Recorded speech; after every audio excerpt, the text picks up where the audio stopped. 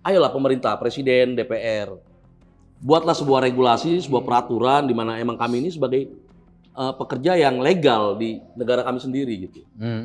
Bukan ilegal di mana bisa sang penguasa usaha ini memainkan kami seenak keinginan mereka sendiri gitu. Makanya yang saya khawatirkan Bang, kenapa sih nggak mereka jalankan? Apakah mereka ini nggak sesuai jurusan, nggak bisa bikin aturan gitu loh Bang? Ini yang saya khawatirkan. Makanya pada waktu kita membayar pajak untuk membayar mereka, kalau nggak sesuai jurusan, terus mereka masih cari tim ahli lagi, terus buat apa ada mereka? Gitu. Kalau saya jadi pengemudi ojek online, Betul. apakah, kan saya baca, apakah karena aplikator memberatkan dengan 10%, 20%, atau apa sih sebenarnya? Aslinya lu tahu nggak sih penghitungannya? Aslinya lu tahu nggak hitung-hitungan permen yang harusnya nih? Lu kan DPR. Tugas lu mengawasi. Ya. Lu awasin nih PM12 nih Kemenlu punya. Lu nggak jalanin ini nih. Lu jalanin dong. Cuma tugasnya itu, nggak perlu lu takutik lagi. Kalau emang mau takutik, DPR kan tinggal bikin undang-undangnya.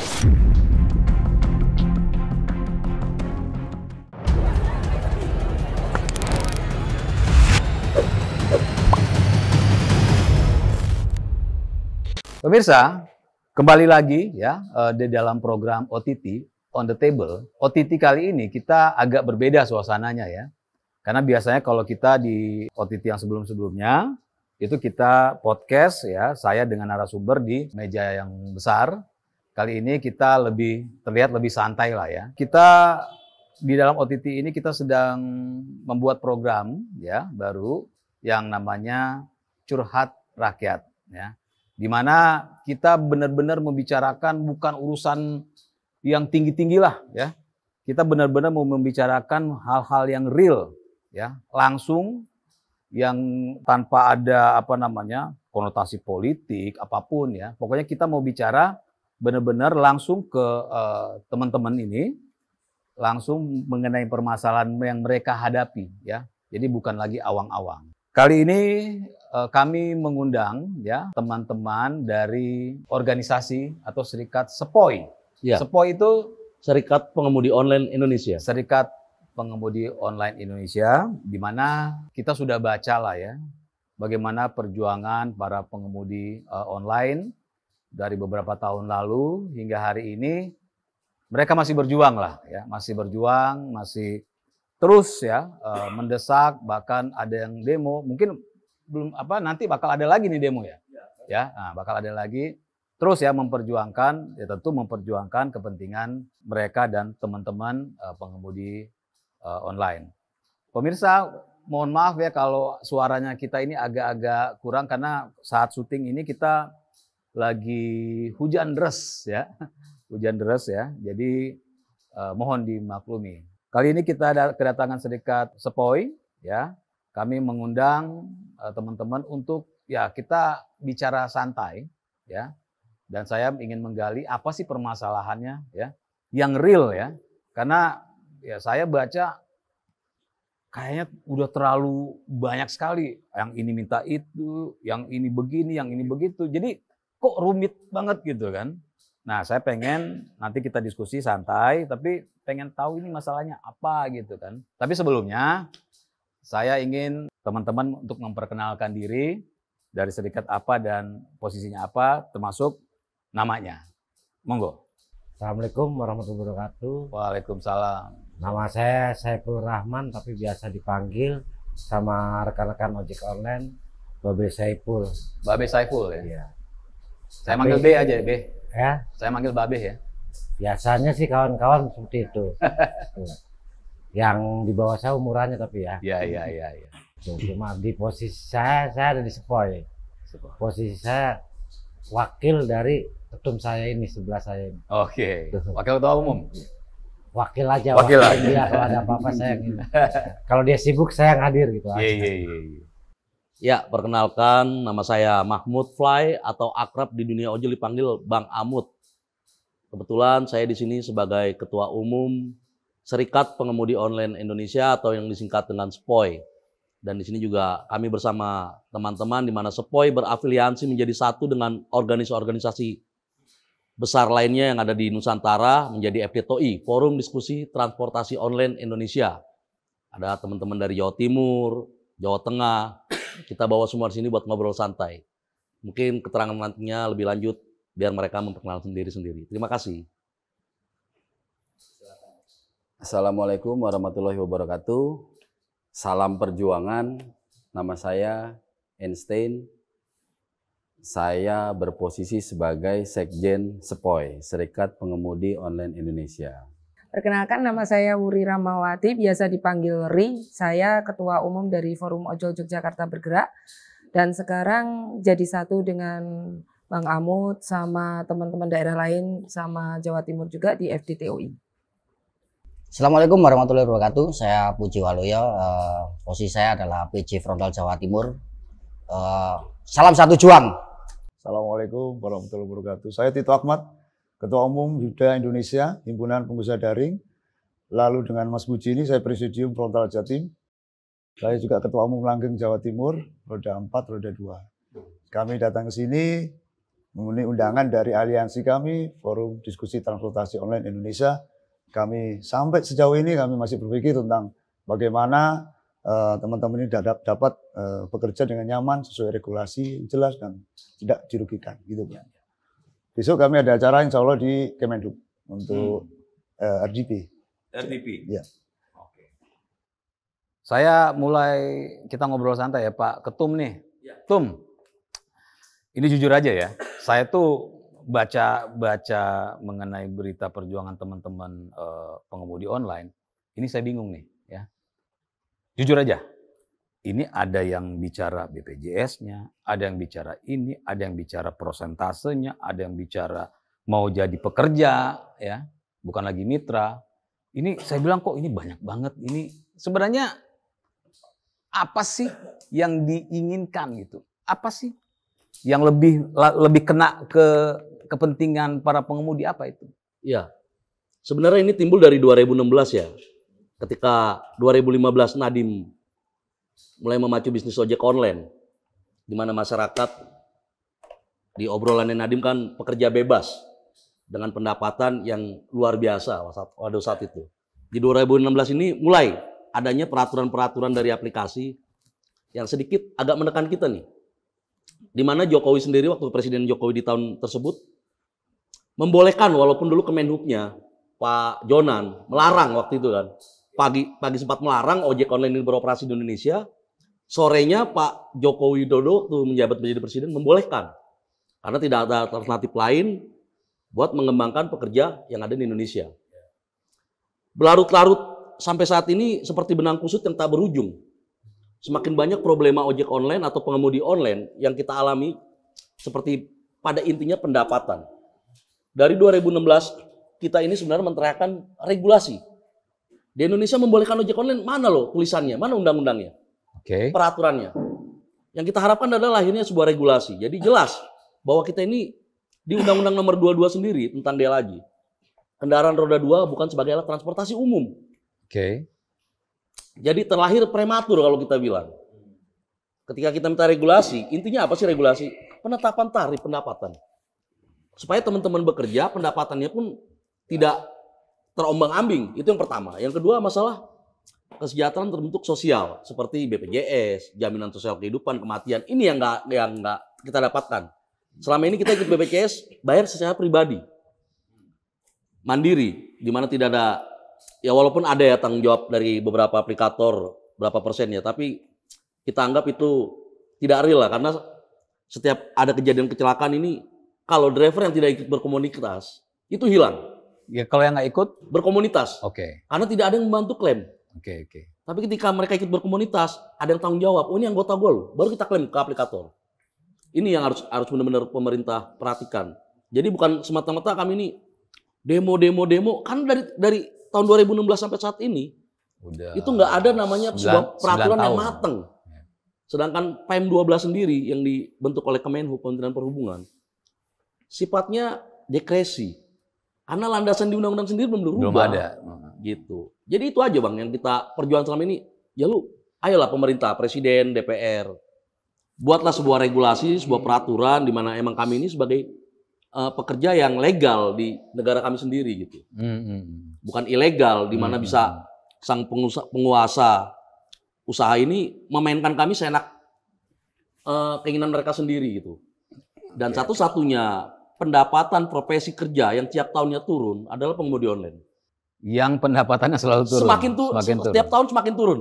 Karena yang lain karyawan, buruh, sampai tukang kebun tiap tahun naik gaji. Ya. Kita turun pendapatannya. Karena nggak adanya regulasi. Karena bensin naik, tarif belum naik ya Bang. Iya, kita turun tiap tahun. Enggak, intinya gini nih. Misalnya saya pengemudi ojek online ya. Betul. Pengemudi online. Betul. Saya dari 2016 ya. Hitungannya saya misalnya tetap ya 8 jam saya tetap tiap hari ya. Iya.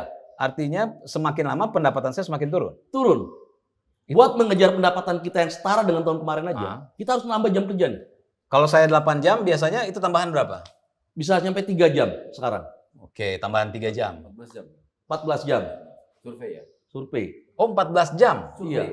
Oke. Baru bisa senormal seperti pendapatan kita di awal. Enggak begini nih. Maksudnya gini, Mbak. Maksudnya gini ya. Kalau saya jadi pengemudi ojek online, Betul. apakah, kan saya baca, apakah karena aplikator memberatkan dengan 10%, 20%, atau apa sih sebenarnya? Karena penetapan Kan saya baca nih, ada yang bilang, jangan sampai 20%, harus turun 10%. Itu emang itu masalahnya atau apa? Ya sebenarnya kalau masalah 10%, 20% ini, kalau secara peraturan yang sudah ada ya, karena kan peraturan yang sudah adanya ini adalah peraturan Menteri 12 yang dibentuk oleh Kemenhub. Kalau secara PM12 itu sudah ditetapkan ada tarif bersih. Jadi penghitungannya tarif bersih yang ditentukan di PM12 itu 2.550 sekarang per kilo. Baru ditambahkan dengan potongan. Jadi mau potongannya 20%, 15%, 10%, yang kita dapatkan tetap 2.550 per kilonya.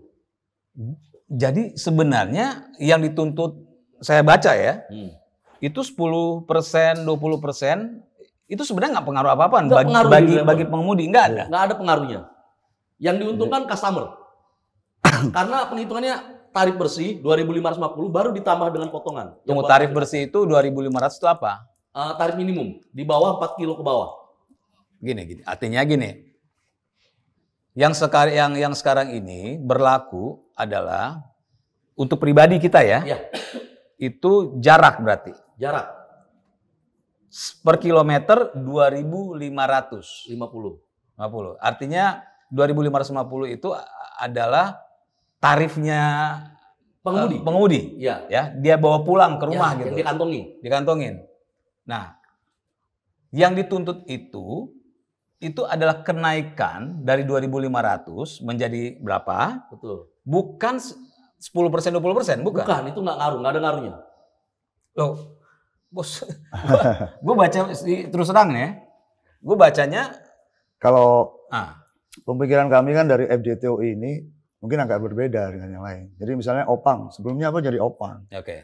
Opang pendapatan 10.000. Lalu ada orang yang, udah Bang, saya mau bikinkan aplikasi. Tapi pendapatan sampean mau naik, mau turun, kan tergantung juga dari potongannya. Saya kasih potongan tapi untuk saya kan begitu. Tapi kan untuk Anda terima tetap. Mau saya ambil 10%, mau 20% itu kan tarif saya kan. Yang menyarikan job. Contohnya ya, itu kan seperti operator gitu maksudnya. Jadi itu maklarnya 10%, 20% itu bahasa kita maklarnya lah ya. Betul. Artinya mau 30% itu tidak mempengaruhi pendapatan. Terus ngapain pada teriak-teriak? Nah, ini yang saya sayangkan, kemarin banyak orang-orang yang terlalu ikut campur sok mengerti tentang permasalahan ojol. Ini sangat saya sayangkan. Sebenarnya aksi kemarin di demo 20 Mei tahun 2025, kita hanya menekankan kepada Kemenhub yang sudah 3 tahun dari tahun 2022 tidak menjalankan Permen 12, Peraturan Menteri 12. Isinya apa sih? Isinya tentang selamatan isinya. Selamatan. Enggak, maksudnya kita bicara tarif aja lah. Ya isinya di soal tarif itu di Permen 12 itu bahwa tarif tiap tahun itu wajib dievaluasi per tahun. Nah ini nggak ada evaluasi, makanya 3 tahun dari 2022 sampai 2025 ini tarif ojek online ini nggak naik. Sedangkan BBM sudah Per naik. kilometernya nggak naik? Per kilometer nggak naik sampai saat ini. Bahan baku udah naik. Seperti oli, servis, Iya. kuota naik. Oh. Ini kan udah ada perhitungan ulang yang harus dievaluasi. Nah ini Kemenhub tidur. Inflasi. Nah harusnya dievaluasi. Kita sebenarnya bersama-sama, ayo loh. Mereka tarifnya udah nggak naik nih, teman-teman kita. Ayo kita bersatu. Akhirnya kita menyatukan diri nih dari berbagai daerah. Ini semua teman-teman yang demonya paling besar masanya. Oke. Kita gabungkan FDTOI, kita demo serempak waktu itu tanggal 20. Tapi lagi-lagi ada oknum-oknum yang memanfaatkan kejadian tersebut buat mengangkat dirinya gitu. Timbullah sosok yang wah ini harus 10% ini kemahalan gini. Aslinya lu tahu nggak sih penghitungannya? Aslinya lu tahu nggak hitung-hitungan permen yang harusnya nih? Lu kan DPR. Tugas lu mengawasi. Iya. Lu awasin nih PM12 nih Kemenhub punya. Lu nggak jalanin ini nih. Lu jalanin dong. Cuma tugasnya itu, nggak perlu lu takutin kali. Kalau emang mau takutin, DPR kan tinggal bikin undang-undangnya. Bikinlah undang-undang pengemudi online. Permintaan Mbak, permintaannya cuma itu aja, Mbak? Cuma itu aja. Sebenarnya itu aja masalah ojol dari 2016 sampai sekarang, regulasi. Yang gini, yang menjadi sorotan sebenarnya kenapa sih ojol ini setiap tahun selalu menurun? Iya. Karena tidak ada aturan yang dikeluarkan oleh kementerian itu, tidak ada ketegasan sanksi terhadap aplikator. Karena sesama aplikator itu banding harga semua. Yang di 12 itu Ya, ada nggak sanksi? tidak ada sanksi, menerapkan sanksi tidak ada. Itu menjadi kelemahan. Jadi sesama rivalitas aplikator itu banding harga semua. Jadi imbasnya tetap ke driver. Mereka perang tarif, lebih murah. Nanti alasannya dipanggil pemerintah. Yang itu lebih murah Pak, kenapa nggak ditegur? Yang ini kok lebih murah lagi. Jadi kita mengikuti murah. Akhirnya korbannya driver. Kenapa setiap tahun kita nggak meningkat tapi menurun? Ya itu masalahnya. Iya dong. Nah, kenapa kita menuntut regulasi yang saat ini lebih tegas? Harus ada sanksi di situ. Enggak, artinya gini. Apa tadi PM12 itu kan? Kalau PM12 itu dijalankan dengan benar bahwa tahun 2022 per kilometer hitungannya 2.550. 2023 karena inflasi dan kenaikan yang lain naik dong. Harusnya. Jadi 2.900 misalnya. Ya, misalnya. 2024 naik dong jadi 3.000 berapa? Betul. 2025. Nah, yang dipakai sekarang itu masih kilometer di 2022. Itu baru untuk Tarif ojol. ojol. Iya. Ada lagi nggak? Gini, Abang, Gimana, Jen? saya sambung dikit. Nah, Kebetulan PM12 dia juga ngikut Ya, rakit. Ini waktu PM12 saya salah satu orang yang ikut terlibat membuat aturan tersebut.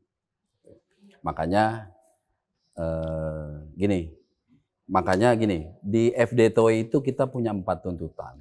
F apa? FDTOI, Apa Forum itu? Diskusi Transportasi Online Indonesia. Oke. Yang tergabung sekarang udah 16 ya, 16 16 kota besar di Indonesia.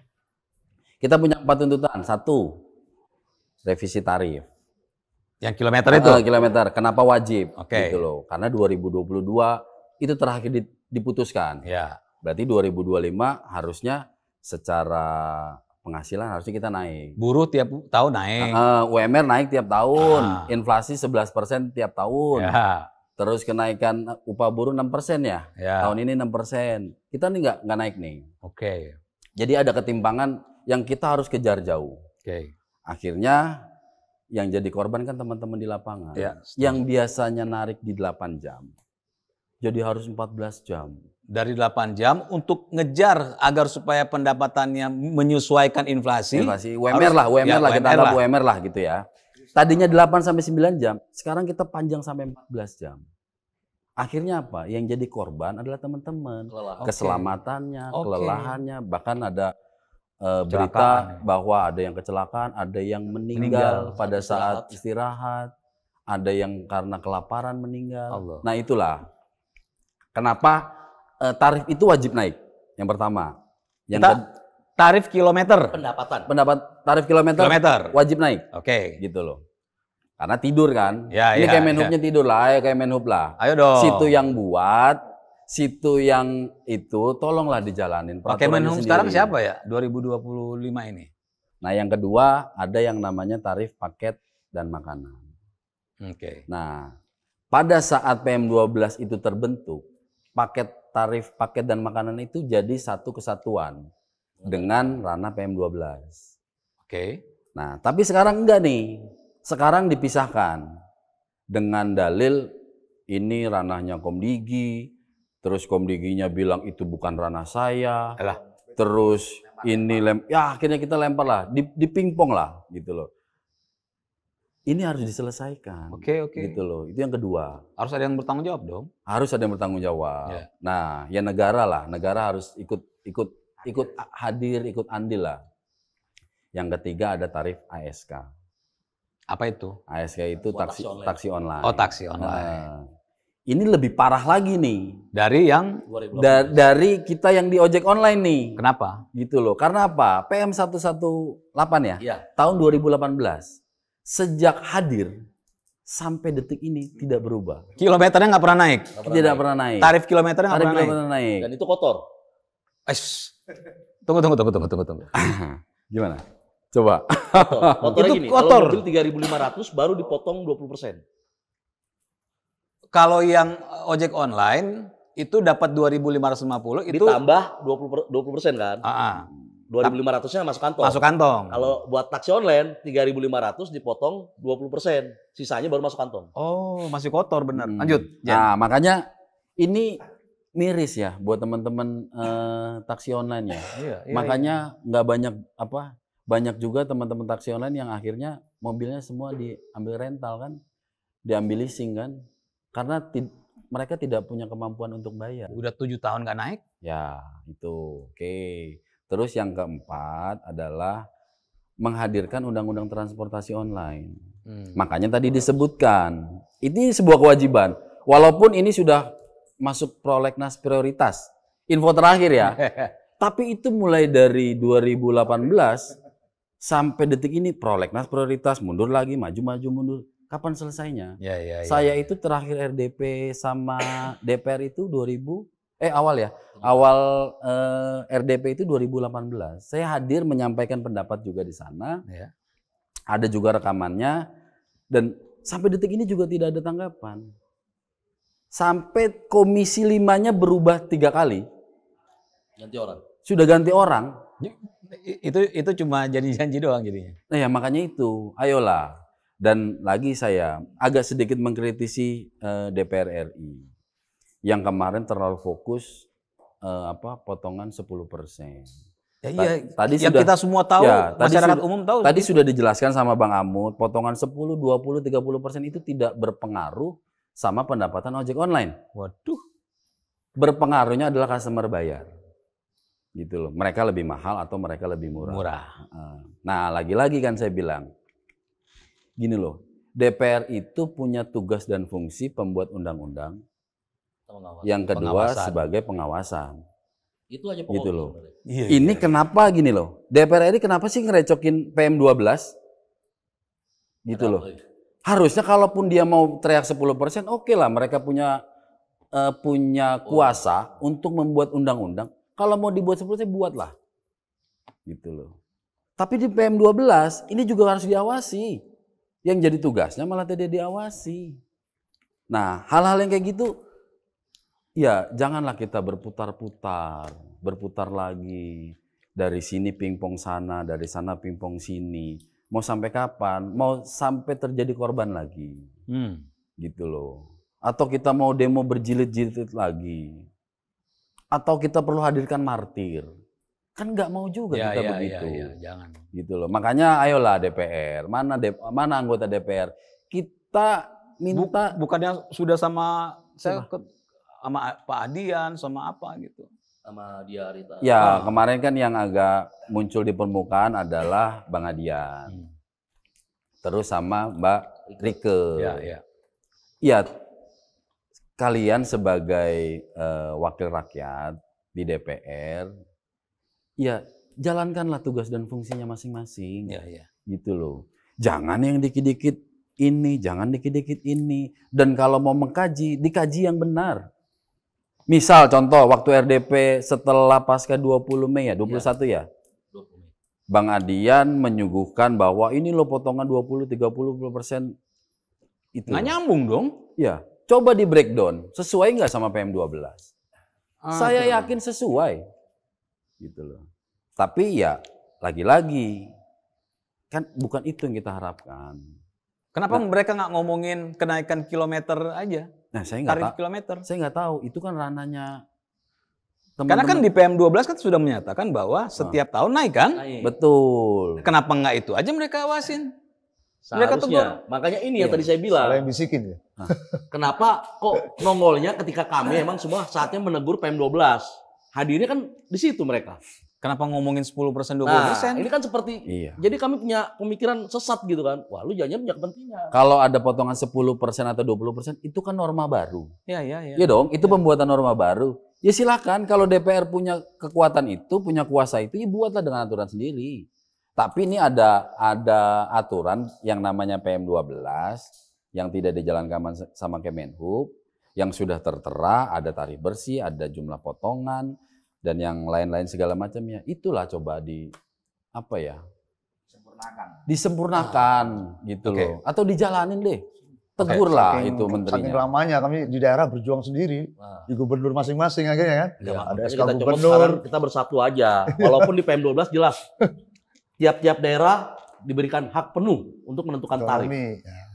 Setiap daerah berhak menentukan tarif. Oh ya, Sebenarnya itu ada bunyi PM 118 di kan? PM12 itu ada klausul bahwa kearifan lokal bisa dan boleh mengambil kebijakan sesuai dengan tradisinya di daerah masing-masing. Contoh misalnya kontur di Kalimantan, Balikpapan yang saya tahu ya. Konturnya kan berbukit gunung. Oh iya. Konsumsi bensinnya Udah antara jelas. Jakarta Udah sama jelas. Balikpapan beda. Gitu loh. Atau misalnya daerah mana yang konturnya juga macet kayak kita Jakarta. Oh iya. Macet. Loh, saya pagi misalnya subuh narik dari rumah sampai misalnya daerah sini apa Pondok Indah. Itu 20 menit. Coba jam pulang. Bisa 1,5 jam. Betul. Gitu loh.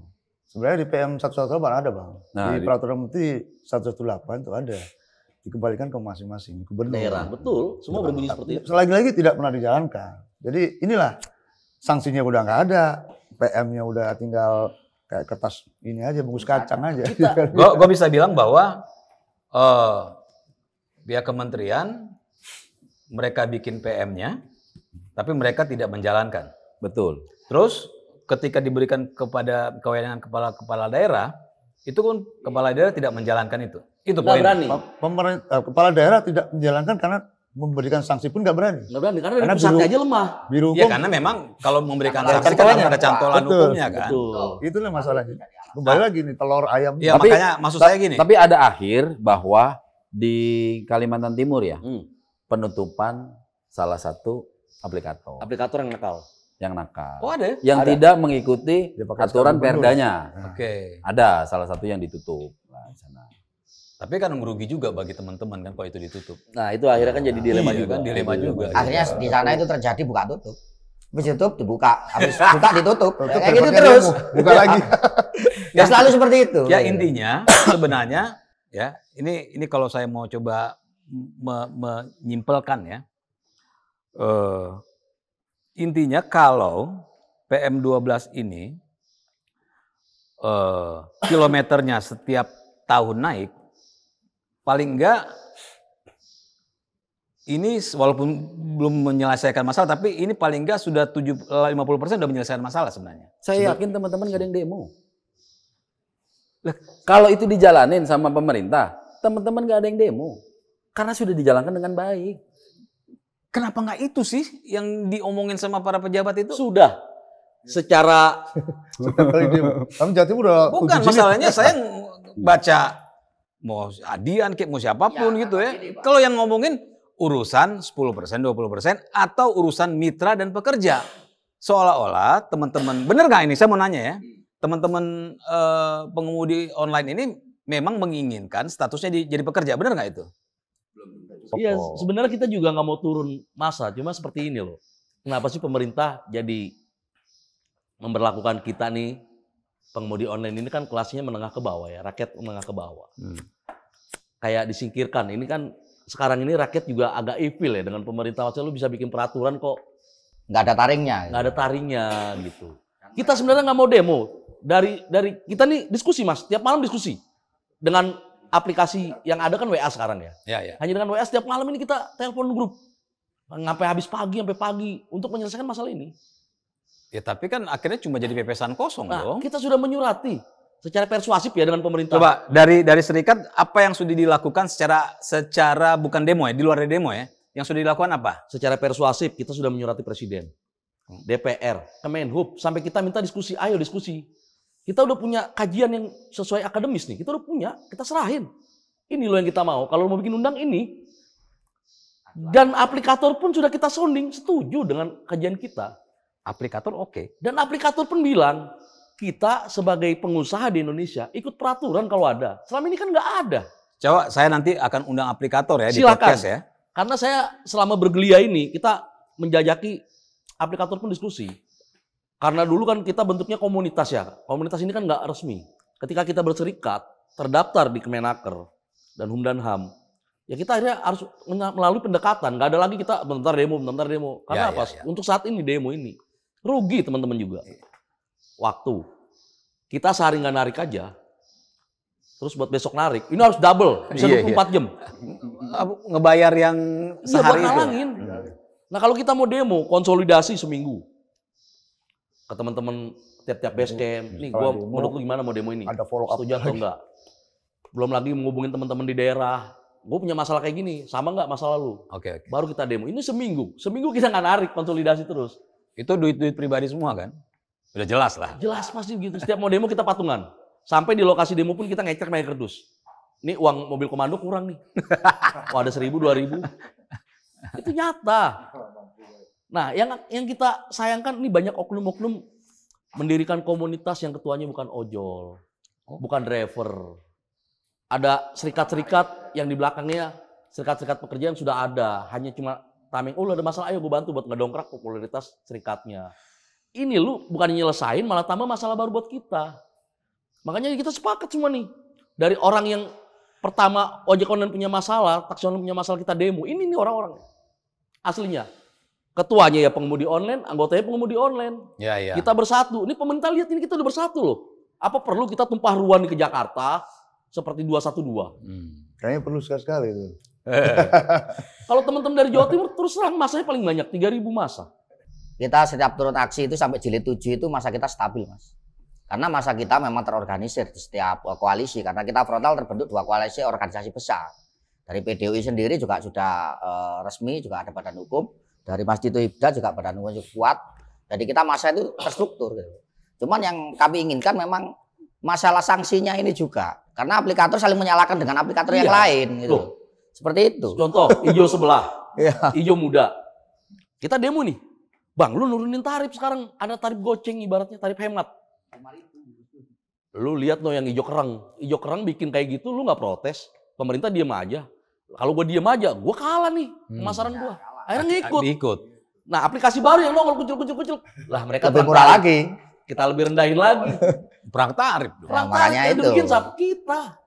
Karena apa? Ya memang sanksinya nggak ada. Dia ambil celah di situ. Gitu loh. Yang perang tarif itu artinya pengemudi dapat goceng doang, tapi aplikator dapat harga normal. Full.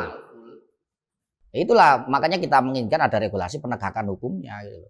Kalau selama tidak ada sanksi, saya rasa semua orang ingin melanggar. Contoh nih Mas, Masnya ini tak kasih jalan raya, stopannya itu tak kasih stopan seperti biasa, tapi nggak ada tilang.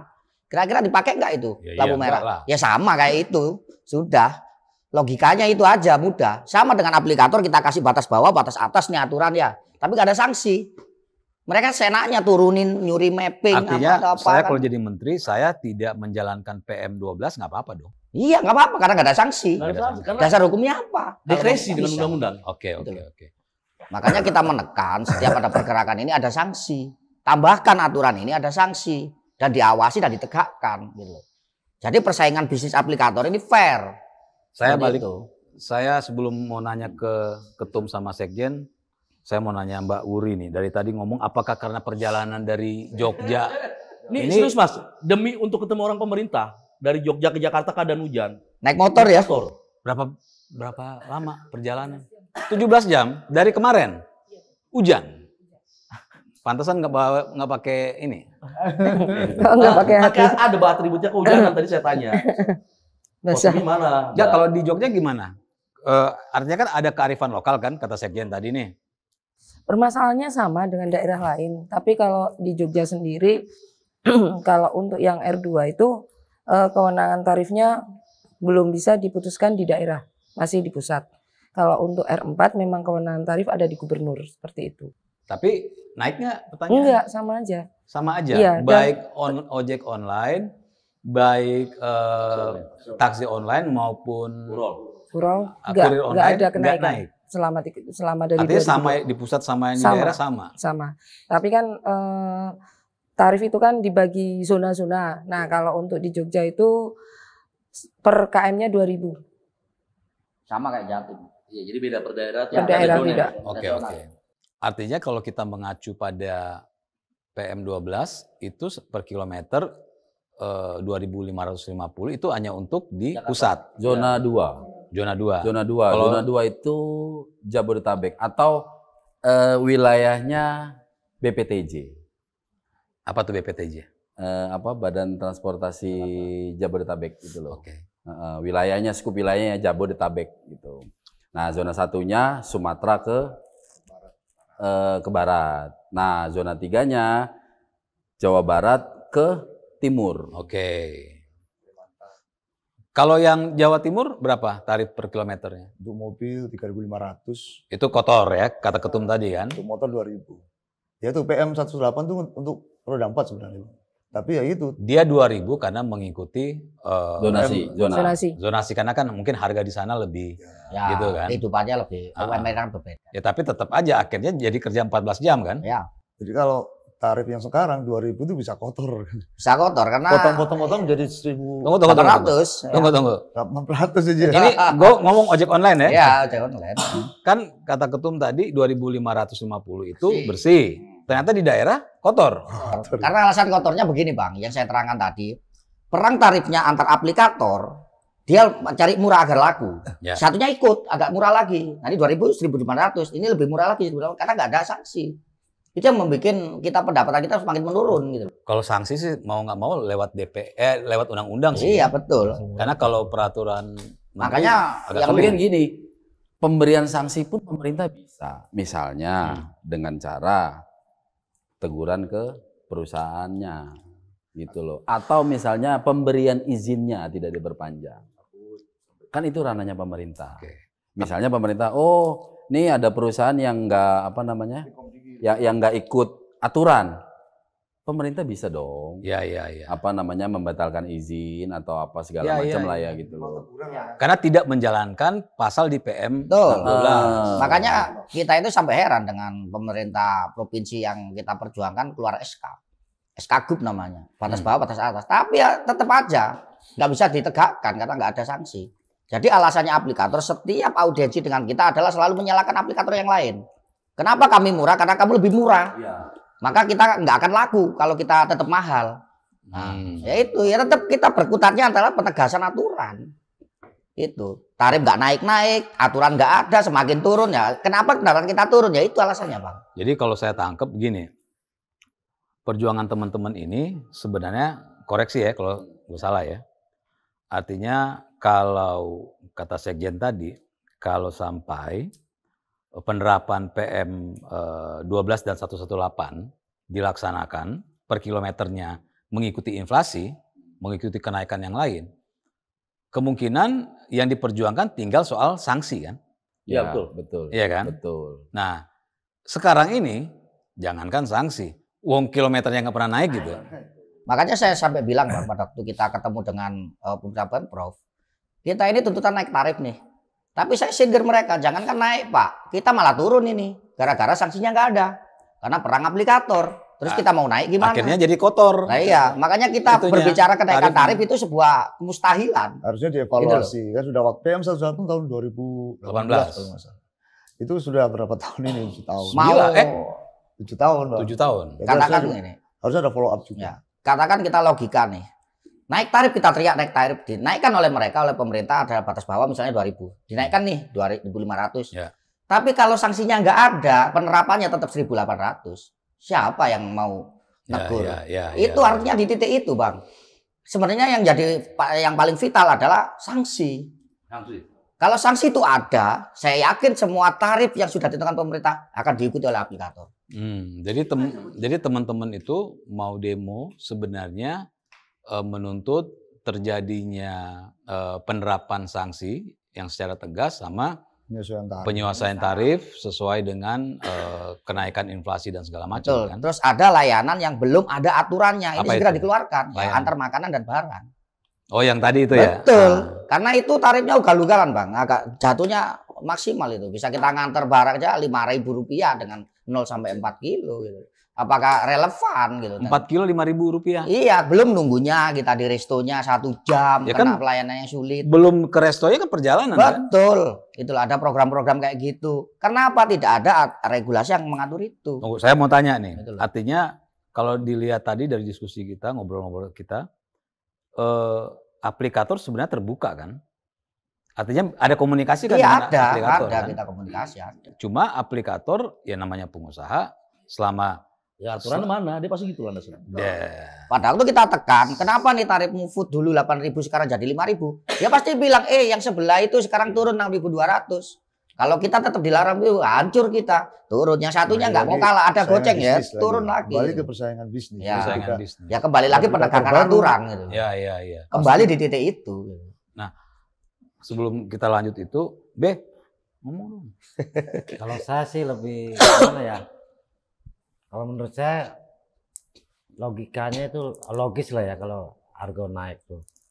Kalau saya mengamati dari mulai adanya ojek online dari 2015, itu saya merasa orang paling kagum dengan masuknya ojek online. Oke. Kenapa saya kagum? Pada waktu itu setiap orang yang daftar ojek online itu motornya bagus-bagus. Ya. Bagus-bagus Bisa motornya, luar biasa. Awal-awal ya. Nah, Ya kan? Terus saya lihat driver-drivernya intelektual semua, Pak. Iya, Intelektual, keren-keren. Modal itu mau karena pendapatnya aman. dulu ada bonus dan macam-macam. Bergulir waktu, makin merosot, banyak driver-driver yang motornya ditarik akibat tidak bisa bayar cicilan. Ada tuh yang saya nonton tuh yang akhirnya dia pakai sepeda ya. Nah, terus Ya, ada yang banyak. pakai sepeda, bahkan ada yang jalan kaki. Itu real. Itu ada memang. Karena motornya ditarik kan. Nggak ada Motornya motor. ditarik, ya kan. Terus yang tadinya kelihatan intelektual sekarang kelihatan kumuh. Ada yang pakai sendal, celana pendek, ya kan. Ya memang nggak nutut Nah, gitu. udah nggak, karena apa? Tidak akan menutupi untuk hal seperti itu. Untuk ganti oli kan tiap tahun naik, ya kan. Rem dan sebagainya kan harus keselamatan juga. Dan saya waktu itu, saya sendiri akhirnya daftar ke Grab. Itu pada waktu itu saya kagum. Karena daftar itu saya dari jam 4 pagi, baru selesai itu habis isya. Karena harus safety riding. Dulu kejamnya apa? Kita safety riding turun tanah, kaki nempel, nggak lulus, suruh pulang. Ulang lagi. Ulang, nanti 2 bulan lagi dipanggil. Itu dulu. Udah kayak bikin SIM ya? Sekarang, iya kayak lebih bikin SIM. Sekarang kita punya duit bisa nembak, bikin jadi punya akun. Nah. Mau pakai sendal bodo amat gitu. Nggak mau pakai sendal, ya kan, nggak mau kecelakaan. Jadi apa ya? Kalau menurut saya sistemnya pembiarkan tuh mereka kecelakaan kayak mau mati. Sistemnya seperti itu. Jadi Karena nggak ada kualifikasi. yang saya lihat sama tidak saya jalankan sama sekali. Justru driver-driver sekarang menceroboh. Banyak yang kecelakaan sampai ini orang-orang yang driver-driver yang pembaru-baru ini. Kalau orang yang lama-lama, alhamdulillah sampai sekarang masih aman-aman. Kenapa yang baru-baru? Karena nggak ada safety riding. Nggak ada peraturan. Jadi daftar Aktif aja. SIM, Gitu. jalan baru lulus, daftar lu punya duit, ya biasa lah. Udah. Ya. Ibaratnya Jadi ya, langsung bisa narik. Kalau dulu nggak bang, kita bisa gimana bawa customer jigjag. Ini udah diajarin cara jigjagnya, cara turunnya, ngeremnya, itu diajarin. Kalau mobil buka Jadi kita pintu. emang dulu kayak ranger. Oh. sekarang Nyari tidak duitnya ada bener-bener dulu per 6 bulan driver tuh wajib wajib. ikut safety riding. Sekarang udah nggak ada? Tidak ada sama sekali. Oke. Dan pernah juga pada waktu itu saya usulkan terapin lagi safety riding demi keselamatan driver. Kalau tidak diterapkan sama Ya. juga membunuh. Masalahnya Kalau di Jawa Timur masih ada. Itu dari aplikasi Gojek itu masih ada. Sama sama polisian kan? Ya, dia. sama Rifat Sungkar kan nggak salah itu.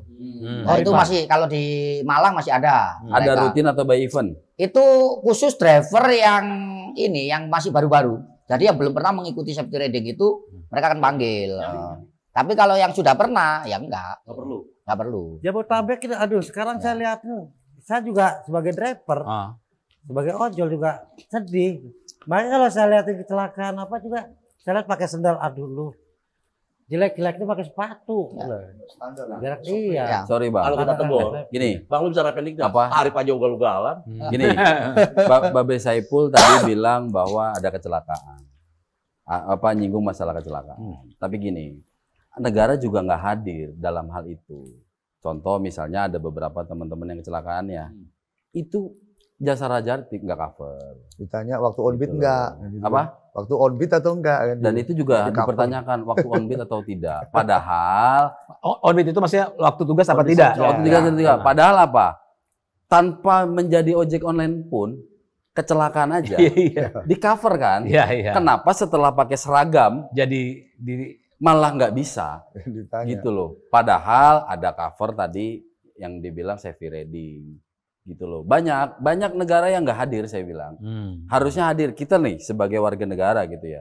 Contoh, kita mau punya rumah aja pasti terkendala sama aturan BI checking lah, terus alasan karena kita nggak punya pekerjaan tetap. slip gaji Oke. dan yang lain-lain. Padahal kan kita juga cari uang, Iya. menghasilkan uang. Kok negara juga nggak hadir, gitu loh. Harusnya gitu loh. Negara hadir di situ juga, gitu loh. Nah makanya saya bilang, ayolah negara ini harus ikut andil dalam hal transportasi online ini.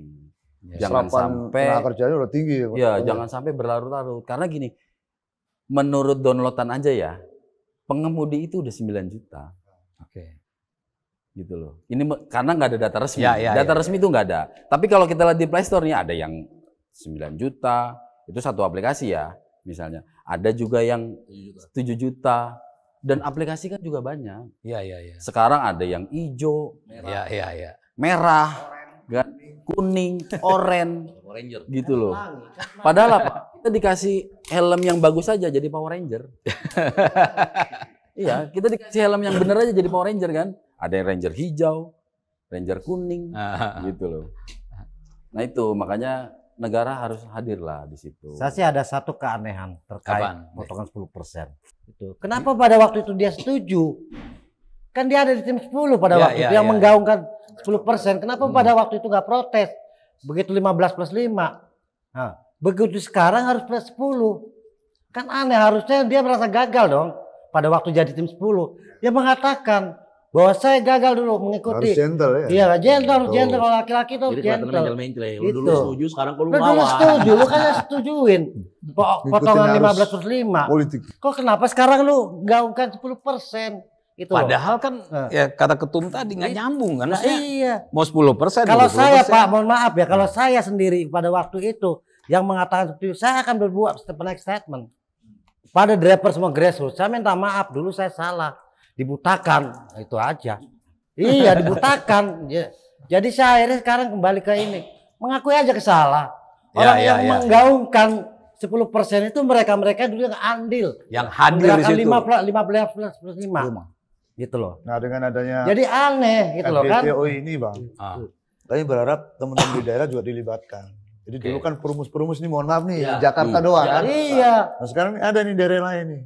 Sekarang kayak saya bawa Jogja. setiap ada pertemuan apapun, ini ada mau ikut nggak lu dari Wakil daerah. semua. Saya lebih Makanya minta saya mereka. berharap dari serikat yang tergabung di FDTOI, apapun kegiatan yang ada di pusat, daerah harus mengetahui. Bahkan kalau bisa ikut, Bilangin sama biar ketumnya. sama-sama perjuangkan. Kasih tahu sama ketumnya. Itu berharap saya kepada kawan-kawan yang di Jogja juga. Iya. Satu-satunya serikat yang dipercaya oleh mereka, saya doang. Ya, Ya gini, prinsip kita, gua diem ya makin mati, Mendingan gua bergerak buat perubahan. Ya. Itu udah menjadi darah daging ya. Contoh Mbak Uri ini wanita. Dan lucunya gini Bang, kita kan minta dipaksa Bang. Iya. Bener dong kalau tadi peraturan itu sifatnya memaksa, kita minta dipaksa. Jangan ini kesannya ke orang-orang yang dipilih oleh aplikator, karena pemerintah juga ngundang aplikator.